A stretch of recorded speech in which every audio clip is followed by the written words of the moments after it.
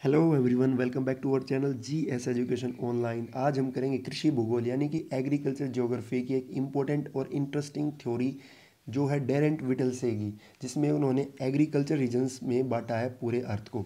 तो चलो बिना किसी देरी के शुरुआत करते हैं। तो सबसे पहले हम कर लेते हैं इंट्रोडक्शन। तो डेरेंट विटलसे, ये है डेरेंट विटलसे, जो ये एक थे अमेरिकन ज्योग्राफर। डेरेंट विटलसे एक अमेरिकन ज्योग्राफर थे। इनका जन्म हुआ था 1890 में। 1936 यानी 1936 में इन्होंने अपनी बुक पब्लिश की, जिसके अंदर ये अपनी थ्योरी दी थी। और उस बुक का क्या नाम था? Major agriculture regions of the earth. और जो इन्होंने अपनी बुक पब्लिश की थी, ये इन्होंने annals of association of American geographers की जो सोसाइटी थी, उसके थ्रू इन्होंने अपनी ये बुक पब्लिश की थी। अपनी बुक के अंदर जो विटलसे थे, इन्होंने पूरे अर्थ के जो एग्रीकल्चर रीजन्स थे उनको 13 भागों में बांटा। 13 भागों में इनको क्लासीफाई किया, पूरे अर्थ के जो एग्रीकल्चर रीजन्स थे उनको। पर जो इम्पोर्टेंट बात वो ये थी कि जो ये रीजन बांटे उन्होंने, उसको इन्होंने जो मापदंड थे, जो क्राइटेरिया था, वो 5 क्राइटेरिया थे इसके, जिनको 5 फोल्ड क्राइटेरिया भी बोला जाता था। तो उन 5 फोल्ड क्राइटेरिया के अकॉर्डिंग जो 13 एग्रीकल्चर रीजन्स इन्होंने बांटे, तो ये सारे के सारे उन 5 फोल्ड क्राइटेरिया के अकॉर्डिंग थे। तो हम इस वीडियो को 2 पार्ट में करेंगे। सबसे पहले ये भी इंपॉर्टेंट क्वेश्चन है कि जो 5 फोल्ड क्राइटेरिया थे ये क्या थे। इनको करने के बाद फिर करेंगे हम जो 13 एग्रीकल्चर जो रीजन्स थे उनको कैसे कैसे डिवाइड किया था। तो सबसे पहले हम कर लेते हैं जो 5 फोल्ड क्राइटेरिया थे ये। तो डेरेंट विटलसे ने 5 क्राइटेरिया बनाए और बांटे। उनके अंदर जो 13 एग्रीकल्चर रीजन्स थे उन्हीं के अंतर्गत इनको बांटा था। तो 5 कौन कौन से थे ये इसमें दे रखा है, आप पढ़ सकते हैं कि crop and leave stock combination. सबसे पहला जो मानक था, जो क्राइटेरिया था, वो था कि जो फार्मर है या ह्यूमन बीइंग है, वो क्या करेगा? या तो कृषि करेगा या फिर पशुपालन करेगा। इन दोनों के अकॉर्डिंग पहला ये इसका क्राइटेरिया है कि क्रॉप और लिव स्टॉक के अकॉर्डिंग उसको बांटा है, जो क्लासिफिकेशंस में है।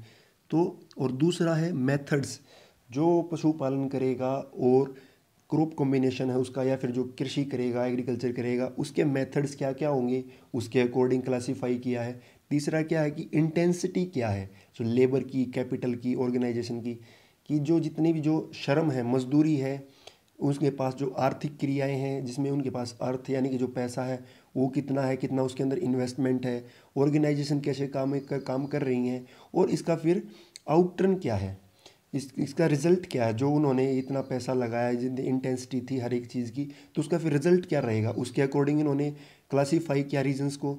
चौथे नंबर पे आता है कि डिस्पोजल ऑफ प्रोडक्ट्स, यानी इसमें कह सकते हैं कि हम ये कंजप्शन है, यानी उसके इंटरेस्ट क्या है, किस में, कि सब्सिस्टेंस है या फिर कैश क्रॉप है, कि वो इसका नेचर क्या है क्रॉप का, इसके अकॉर्डिंग उसने क्लासीफाई किया चौथे नंबर पे, कि वो अपने जीवन निर्वाह के लिए, सब्सिस्टेंस के लिए कर रहा है या फिर कैश क्रॉप के लिए कर रहा है। पांचवा है टाइप और association, building and other structures. मतलब इसमें हम कह सकते हैं कि जो हमारी बिल्डिंग्स हैं उनके अकॉर्डिंग हम साइज़ को, ये सब्सिस्टेंस है या फिर किस प्रकार की कृषि, उसको मेजर कर सकते हैं। जैसे बड़े बड़े फार्म या छोटे फार्म, इससे हम इसका अंदाज़ा लगा सकते हैं। तो जो ये पांचों टाइप है, इनको हम और डीपली डिस्कस करते हैं। तो चलो आगे करते हैं इनको और डीपली डिस्कस।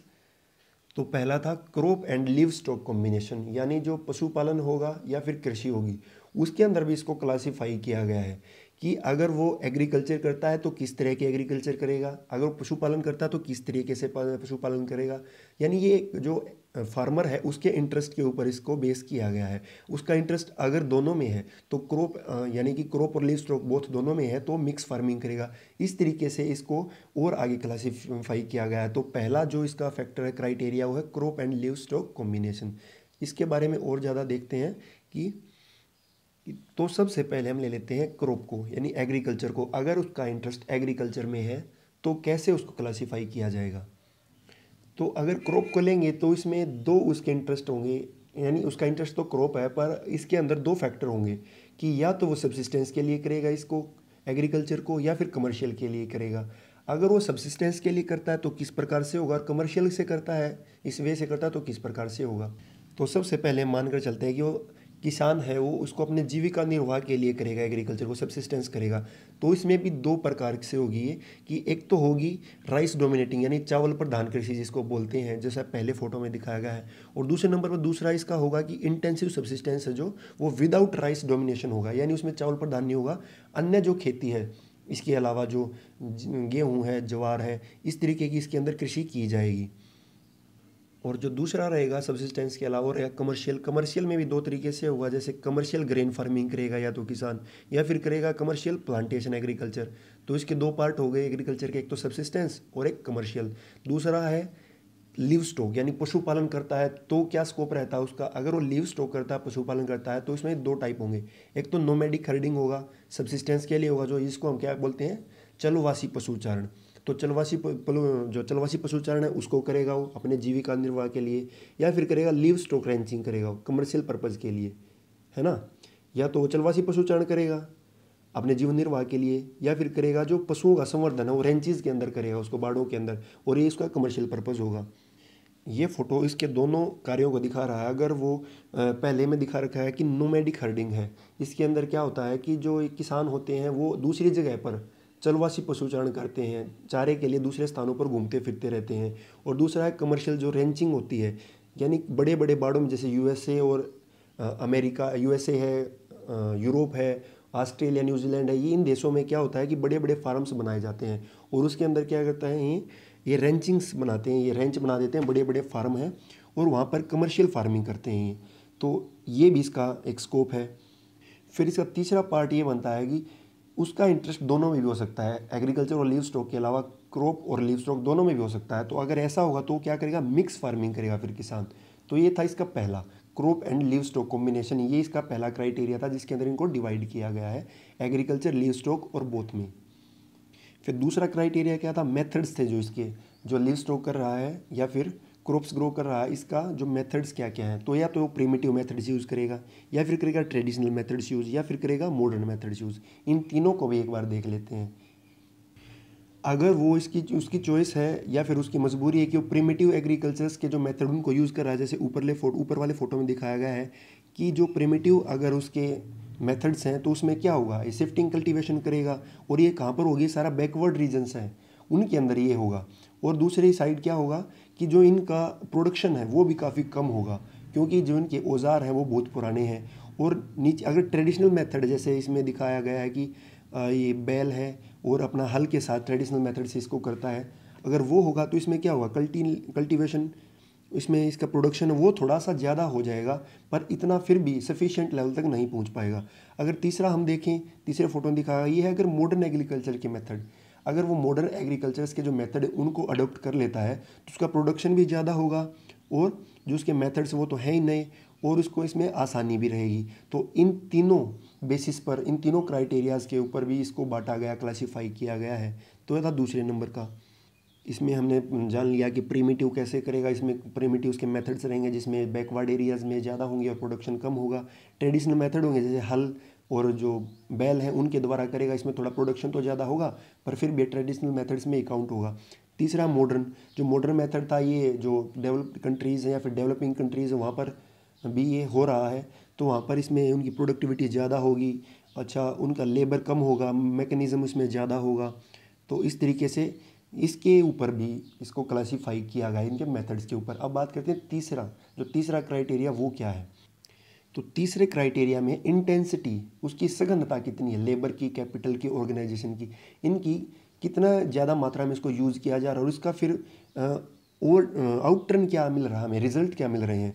तो इसको हम 4 रीजन्स में बांट के करते हैं कि पहले तो ऑस्ट्रेलियन अमेरिकन रीजन्स हैं, ये क्या है, डेवलप्ड रीजन्स हैं। यहाँ पर जो कृषि है, एग्रीकल्चर, वो एक्सटेंसिव है, बहुत खर्चीली है, और यहाँ पर बहुत बड़े फार्म बनाए हुए हैं, जिसके कारण से यहाँ पर जो पॉपुलेशन भी है वो भी बहुत कम है और फार्म बहुत ज़्यादा बड़े हैं। तो पर कैपिटा अगर हम देखें जो प्रोडक्शन है पर कैपिटा तो ज़्यादा है, पर यूनिट वाइज देखें कि प्रति इकाई वो बहुत ज़्यादा कम है। यहाँ पर कैपिटा यानी प्रति व्यक्ति उत्पादन वो बहुत ज़्यादा है, पर जो प्रति इकाई पर यूनिट प्रोडक्शन है वो यहाँ पर कम है।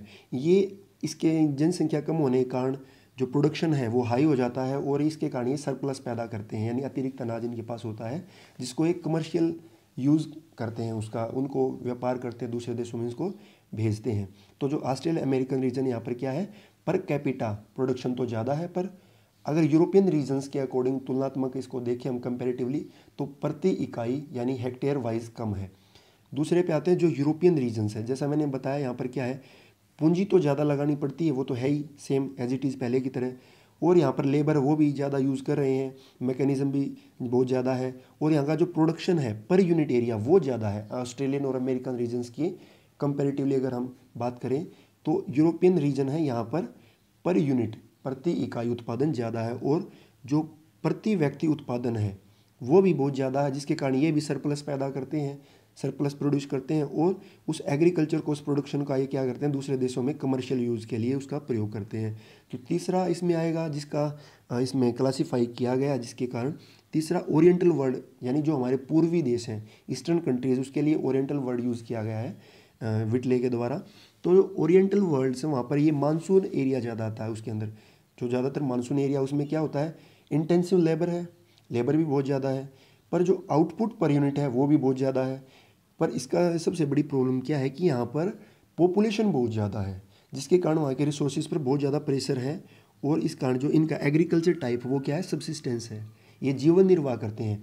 प्रोडक्शन भी ज़्यादा हो रहा है, लेबर भी इंटेंसिव है, पर फिर भी ज़्यादा पॉपुलेशन के कारण ये सब्सिस्टेंस एग्रीकल्चर करते हैं। चौथा रीजन लैटिन अमेरिकन रीजन, ये वाला रीजन है बैकवर्ड एरिया है, बैकवर्ड रीजन्स हैं। यहाँ पर क्या होता है कि इंटेंसिटी भी इतनी ज़्यादा नहीं है, कैपिटल इनके पास पैसा वो भी ज़्यादा नहीं है, और यहाँ पर जो प्रोडक्शन वो भी बहुत ज़्यादा कम है, और जो इसका सब्सिस्टेंस एग्रीकल्चर का टाइप है, यहाँ पर जो करते हैं जीवन निर्वाह करते हैं, पर वो क्या एक्सट्रीमली सब्सिस्टेंस है, बहुत ज़्यादा जीवन निर्वाह, यानी कि जीवन निर्वाह के लिए भी उनके पास अनाज पैदा नहीं हो पा रहा है।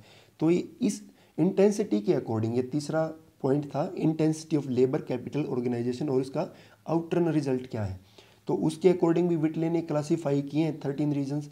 चौथा कौन सा इसका जो पॉइंट है उसको भी कर लेते हैं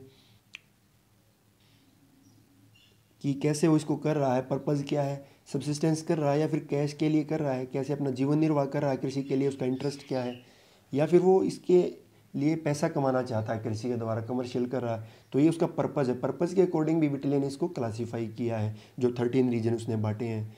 अब बात करते हैं जो पाँचवा पॉइंट है, पाँचवा पॉइंट है स्ट्रक्चर एंड फार्म बिल्डिंग्स। तो जो स्ट्रक्चर्स हैं, यानी जो हम खेती करते हैं उसका जो प्रोडक्शन होता है उसको स्टोर करने के लिए, या फिर जो दूसरी क्रियाएं हैं, जैसे हमारे जो ट्रैक्टर्स हैं या फिर हमारे जो दूसरे उपकरण हैं, उनको रखने के लिए किस प्रकार स्ट्रक्चर्स हैं, फार्म बिल्डिंग कैसी हैं, इससे भी हम अंदाज़ा लगा सकते हैं, ऐसा मानना था विटले का, जिसके अकॉर्डिंग उसने क्लासीफाई किए 13 रीजन। उसका मानना था कि जैसे जो बड़ी फार्मिंग होगी, कमर्शियल फार्मिंग होगी, उसमें जो स्ट्रक्चर्स हैं, फार्म बिल्डिंग्स हैं, वो बहुत बड़ी होंगी, जैसा नीचे वाले पोर्शंस में दिखाया गया है इसमें फ़ोटो में। और अगर सब्सिस्टेंस टाइप उनका जीवन निर्वाह कर रहे हैं, तो उसके लिए जो फार्म और जो स्ट्रक्चर है उसको स्टोर रखने का, वो छोटे होंगे, उसको हम देखकर इससे अंदाज़ा लगा सकते हैं। तो ये 5 फोल्ड क्राइटेरिया था, जिसके अकॉर्डिंग उसने विटले ने 13 रीजन्स में डिवाइड किया है, एग्रीकल्चर रीजन्स में इसको डिवाइड किया पूरे अर्थ को। और ये थे वे, आप इसको दोबारा रिवाइज कर सकते हैं, विटले के जो कौन कौन से 5 क्राइटेरिया थे। तो पहला क्या था, क्रॉप और लीव स्टॉक कॉम्बिनेशन, कि जो फार्मर है वो या तो पशुपालन करेगा या फिर एग्रीकल्चर करेगा। दूसरा था कि वो मेथड्स कौन कौन से यूज़ कर रहा है। तीसरा उसकी इंटेंसिटी क्या है, लेबर की, कैपिटल की, और उसका जो आउटरन क्या प्रोडक्ट का, उसका रिजल्ट क्या है। और चौथा क्या था कि उसका कृषि का पर्पज़ क्या है, किस पर्पज़ से वो कृषि करा, फॉर कैश के लिए करा या फिर सब्सिस्टेंस के लिए कर रहा है। पांचवा क्या था कि जो फार्म बिल्डिंग्स हैं और जो स्ट्रक्चर्स हैं उनके अकॉर्डिंग भी हम इसको क्लासीफाई कर सकते हैं, ऐसा विटले का मानना था। तो इन पांचों को हमें याद रखना है। जो अगला पार्ट होगा उसमें हम करेंगे जो इसका जो 13 रीजन्स कौन कौन से एग्रीकल्चर के इसने क्लासीफाई किया विटले ने, उसको। Then if you like our video then subscribe our channel, and साथ में जो बेल आइकन इसके प्रेस कर दीजिए, ताकि आने वाले समय में जो दूसरी वीडियोज़ उनका नोटिफिकेशन भी आपको मिलता रहे।